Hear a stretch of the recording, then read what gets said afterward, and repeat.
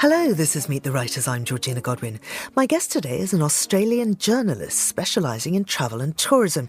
She fell into her career, quite literally. She's a regular contributor to a wide range of print and online publications, including holding the role of Queensland Expert travel writer for the Telegraph. She's won the Best Travel and Tourism News Story category of the Australian Society of Travel Writer Awards for excellence. She was a finalist in others, including Travel Book of the Year for her book A Glass Half Full. She's the best-selling author of various works, including Frommer's Easy Guide to Australia, Rough Guide to Australia, and countless others. Her latest work, released this year, includes Sustainable Travel for Dummies and the publication of the academic book Rethinking Travel Writing. I spoke to her earlier this year in Brisbane, discussing her career and future plans.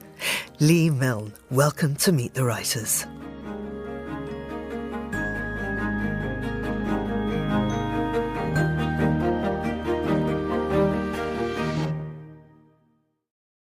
Lee, you say that you're an accidental travel writer. That's not what you set out to do. So how did it happen? Well, accidentally. I had been a newspaper journalist. I had just had a baby, my first child. I was approached by somebody who was looking for a stringer, a freelance to work in Queensland where I live. And they said memorably, "You can do it, it'll be easy, you can do it while the baby's asleep." Didn't quite work out that way. But it was for a travel trade magazine.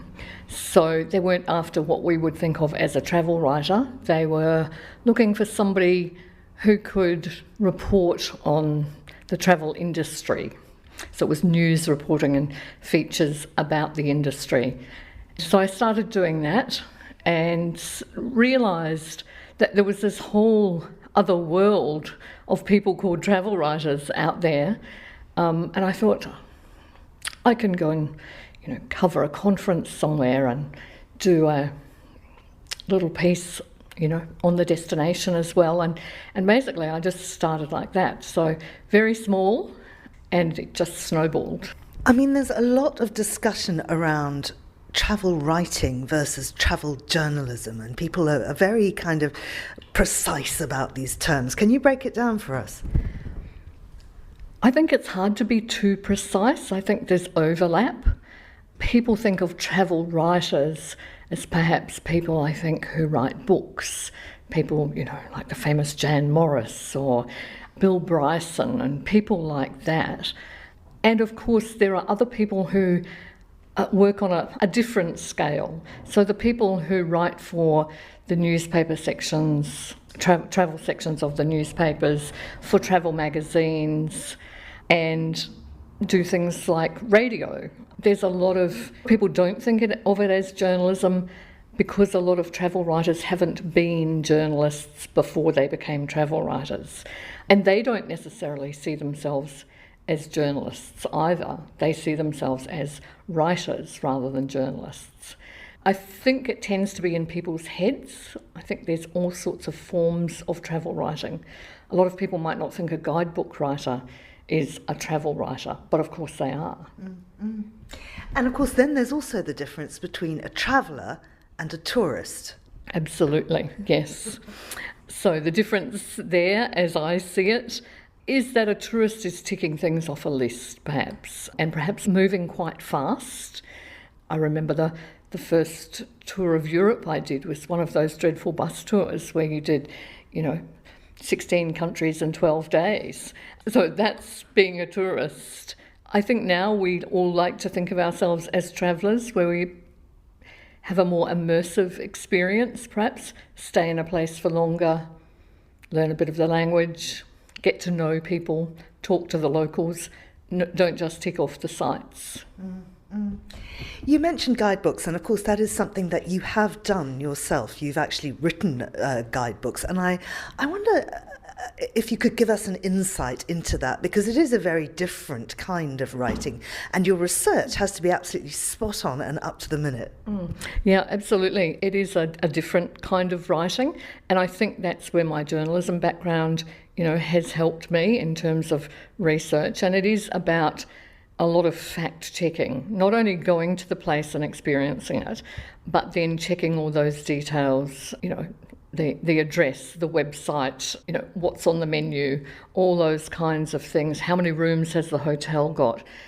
And that's not for everybody, but it is certainly a very important part of travel writing. And I think you only have to look at the success of, companies like Lonely Planet, like Frommer's. I've written the Frommer's Australia guidebook for many years. I think that people tend to overlook that, but look at the number of people who buy those books. Mm-hmm. I mean, I'm just browsing through a list of your titles here. You've got Frommer's Easy Guide to Australia. You've got Great Australian Pubs, Australia for Dummies, Melbourne Day by Day, Melbourne Free and Dirt Cheap, Australia from $60 a day, Australia's Great Barrier Reef. I don't think there's anybody else who's as prolific as you and as knowledgeable about this country. And I mean, just getting all of those books together, I mean, that's a lifetime's work. Well, I should confess that I'm not actually an Australian. I'm a New Zealander. But I've lived here now longer than I ever lived in New Zealand. But my family is still there and I still go back regularly. I think the thing about Australia is that it's vast. And I think people don't realise that until they come here. The distances to cover to see Australia, all of Australia, are huge. I certainly haven't been everywhere in Australia yet. But I think that's the thing that people underestimate when they look at coming to Australia from overseas. They've got to realise that they're not going to see it all in 2 weeks. And I think it's really important to be selective about what you want to see. What are the most important things? Where are you going to start? How much time have you got? It's also quite expensive to travel within Australia. Airfares are expensive. I think planning is the key to seeing Australia and knowing how diverse it is and really doing your research before you come in order to get the best of it and get the things that you want to actually see while you're here. You've also edited books of travel writing, for instance, Best Foot Forward, 30 years of Australian travel writing, and various other books. There's a lot of very beautiful prose about travelling, particularly in Australia. I'm thinking of, Bruce Chetwynd or someone. So just tell us a little bit more about that. Those books, that Best Foot Forward, 30 years of Australian travel writing, was put together for the 30th anniversary of the Australian Society of Travel Writers, of which I'm a life member and a past president. And we were looking for a way of celebrating those first 30 years of the society, which was formed in 1975 by a handful of people, really. I think there were about 10 members at that point. Now there's about 300. And it was about, with that book we asked people to submit stories from one of those years over that 30-year period. And it was amazing the diversity we got. And it could be anywhere in the world. So, there were stories about Australia, but there were also, stories from all over the world from 1975 for the next 30 years. 10 years later, we did a follow-up, which was called Red Dust and Wanderlust. And that we decided would be only Australian stories. And that was fabulous to read, because people wrote with such heart about their own country or their adopted country, as it may be. And yes, as you say, beautiful prose, places that perhaps, many people wouldn't have been to, that they would just read that and think, perhaps I'll go there, Because the history of travel writing is so fascinating, and quite often it was women, wasn't it, back in the 1800s? Oh yes, really intrepid women, people like Freya Stark, who, went out and tramped all over Arabia and lived really quite adventurous and exotic lives and wrote about it. And I think even then perhaps it wasn't thought of necessarily as travel writing. It may have been, a form of memoir or just, their recording of their experiences, because people couldn't travel like they do now. There were no planes. I mean, they were really doing it the hard way. And I think those women are really inspiring. You say people couldn't travel like they do now, but of course travel did come to a complete full stop with COVID. And that was really the spark for your latest book, which you've co-written with another author. It's called Rethinking Travel Writing. So tell me what happens. The virus hits. Australia is one of the fiercest countries in the world to lock down. Oh, absolutely. February 2020, everything just stopped. All our borders closed, even our state borders closed, so we couldn't drive. There were people who lived, in border towns who were locked out from the other side of the street, more or less. And I think that really did make us stop and think about how we travel and how much we value travel as well. I think that for travel writers, it was quite devastating. Not only were we unable to travel as we love to do, but our whole reason for being and our incomes were affected.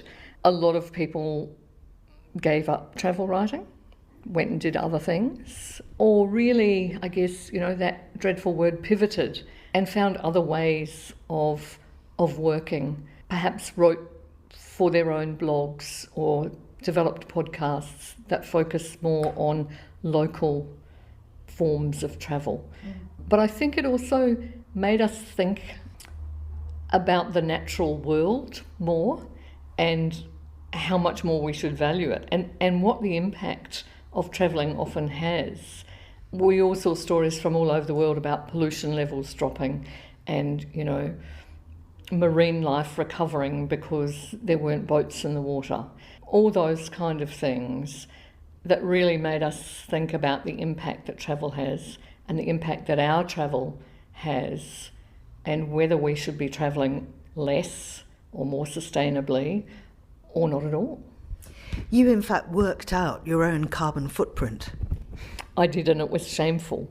I did it as part of a research project. I was looking at what the average person's carbon footprint was, and that usually, when those calculations are being done, it's about your entire life, not just your travel, how you live at home, do you drive a car, all those things. To be honest, I can't remember the figures now, but I only calculated my air travel for 1 year. I think I picked 2018.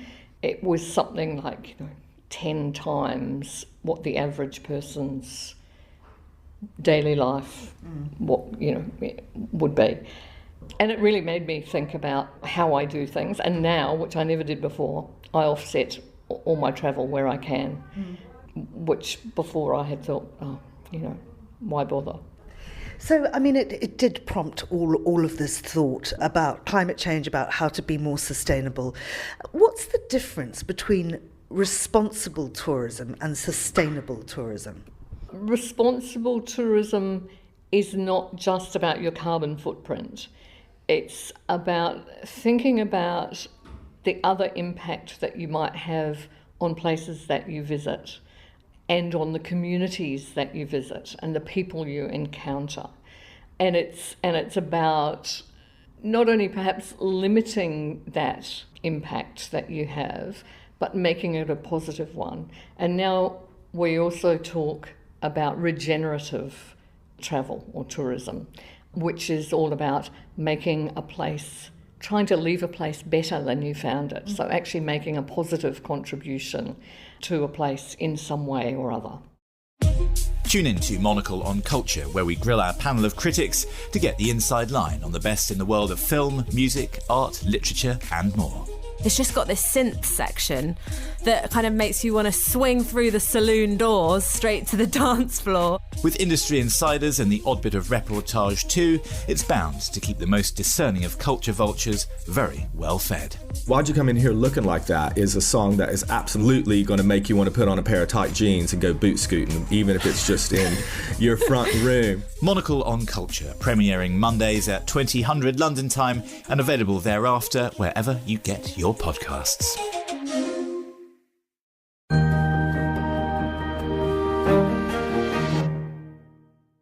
Your book, which is so fascinating, also goes into various ethical dilemmas.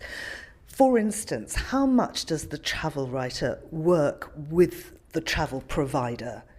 How responsible are they to just produce something that is completely independent, or if indeed they've been funded by a hotel, an airline, a tourism body, how that affects what they write? Look, that's a really great question, and it was actually a question that sparked me doing my PhD. So I looked at, what was something that travel writers talked about a lot, that bothered them. And that was something that sprang to mind. And I think that it's something perhaps the general public doesn't realise when they read, a piece in a magazine. But often, as you say, the writer is sponsored or hosted by somebody. So it might be an airline getting them there, hotels to stay in, restaurants to eat at. It can often be done through a tourist board. So it might be an international one or a local tourist board even. The reality is that without that kind of support, most travel writers couldn't afford to do the travel that they do. Being independent is something that most people really value in terms of not being told what to write and still being able to be critical if they need to be. Being fair, but telling it like it is. Maybe not leaving out the bad bits, but also realising that things do go wrong and it's not always, somebody's fault. It's not because, the hotel is bad or the airline is bad. Just things happen, So I think that being able to achieve that balance is really important, and being fair but being truthful as well is the key to good travel writing. I wonder, though, how much a travel writer who is being hosted gets a true idea of the place that they're visiting. Because as you point out in the book, the manager knows you're coming, you get your welcome cocktail, there's the red carpet, let's take you out to dinner or whatever. And it's not your average experience. Not always, no, that's true. And I think the best you can do there is let the reader know that those things perhaps are happening. Not every detail of it, because that would make a very boring travel story. And most places now do carry a line at the bottom of the story to say that the writer was hosted and who by. And I think that's kind of disclosure is really important, because then people have that information and readers have that information and they can, I guess, judge for themselves. But it is important, and this is something that we stress hosts, that you do get a reasonably close experience, to what somebody who was paying for it would do. What about political issues, human rights issues? Because, of course, there are so many countries that are wonderful holiday destinations, but there are terrible things going on there. And I know that in your book you write, people are not the same as their governments. And I think that's a really important point. It is, and this is, again, a fairly fraught question. Should we go places and write about them and encourage people to go there? And there are kind of two schools of thought. One is that you should stay away. Don't recommend that people go to a place, that's contentious or that has a terrible human rights record. Don't support them. But of course, the other side of that is by not doing that, you're not supporting the average person in the street, the people who run those small businesses, those tour companies, the hotels. They are not responsible for the actions of their governments, particularly, in dictatorships. And there is often this difficulty with people going, well, there's hardly anywhere in the world that we would go if we just said no to everywhere that's got problems of political nature or a human rights issue. It would be very limiting, in fact, if you think about it.